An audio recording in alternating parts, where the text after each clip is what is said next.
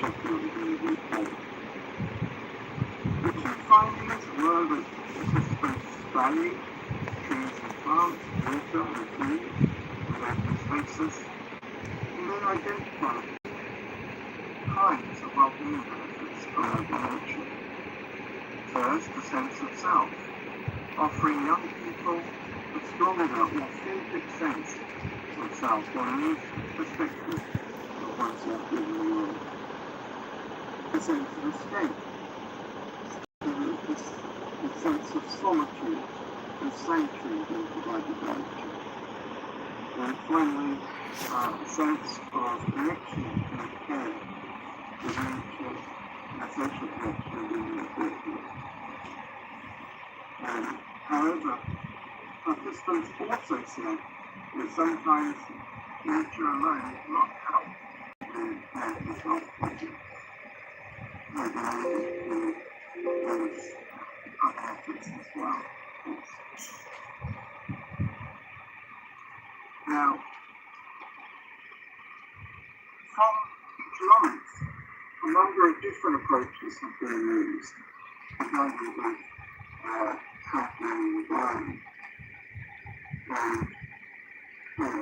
These are WHO provincial report a couple of years ago, which is in the reference list. And in this we gave an overview of different approaches, including market-based methods, where we look at the market price that we avoided damage and replacement cost. So for instance, how much it would cost to replace trees. Other approaches include social preference methods, where we ask people their willingness to pay in surveys, either as individuals or groups, represent the different expenses, and they best for it. I realise that to how much people pay in certain elements and nature.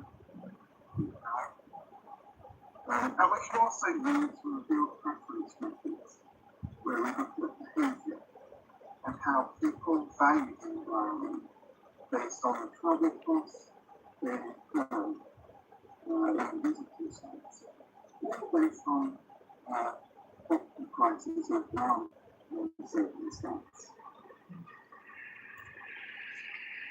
So I'm just going to drag out the figure of this an example of predominant property prices. Now, when you buy or you rent a house, you need to take into account a number of factors. So, how big the lot is, garden, how many rooms there are, whether it's got heating, whether it's a traditional directly what goes through the name. The garage space, the number of bathrooms, and a number of structural features that affect the price of the house, but also a number of accessibility attributes. So how close is the house to schools, health services, to a place of work, or shops? In terms of community characteristics, what are the crime rates, what are the quality of the schools, what are the levels of local taxes? And finally, different environmental attributes. What's the air quality? What's the visual amenity? What are the noise levels? What's proximity to parks? Now, we can analyze the prices of different houses itself. You can see the effect of different structural features, different accessibility attributes, different community characteristics, and environmental attributes have on the pricing house. And from that we can then estimate the willingness to pay for a change of living space, or the willingness to pay for an improved transport network, for instance, connect to the transport analysis, where we could compare the costs and benefits of an intervention. This works then as a properly functioning household network that has unity about the attributes of the property. I have to think my own experiences that it depends on what knowledge you have as an individual in renting a property. I once looked at a property in the evening, and it was a lovely house, it was convenient for film, in the city of Bath. It had nice bedrooms, it was close to a bus stop, low crime rate, everything seemed great. I went to rent the house, and we went to bed, my housemates and I, and the next morning, Grace was sleeping in front of the house, complained of the noise of the bleating of lambs, which was coming from the building next door, which was an abattoir. And I hadn't realised the food property. So you have good information for this really to apply.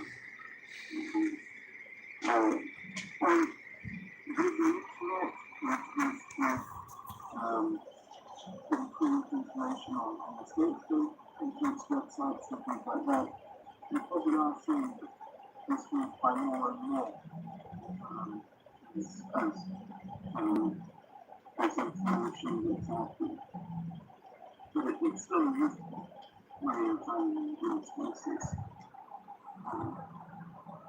So this is an example from Malmö in Sweden, where economic pricing was not used to value green space. They produced a heat map of pricing in green spaces, so you can see that certain spaces are lower in terms of value, so you have higher value. You can see the difference in size of the parts. There are some issues with this, of course. So essentially, how you measure the distance from the part.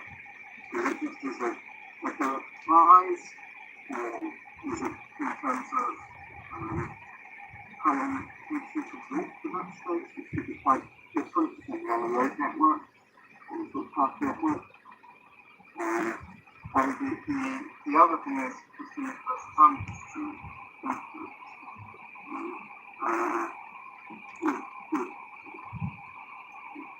if you don't know that certain spaces have got certain amenities, and if you could help choosing the purchase of the property, there may be a range of other benefits that we don't know about.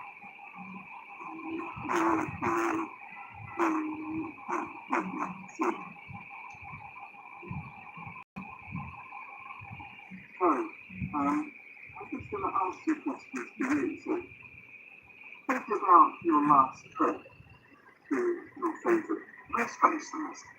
Yes. So, a river maybe, or a beach, or a lagoon, what it can be a swimming pool.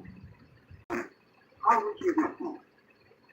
If you walk, bike, car, bus, train or other. How long did that journey take? And how often do you visit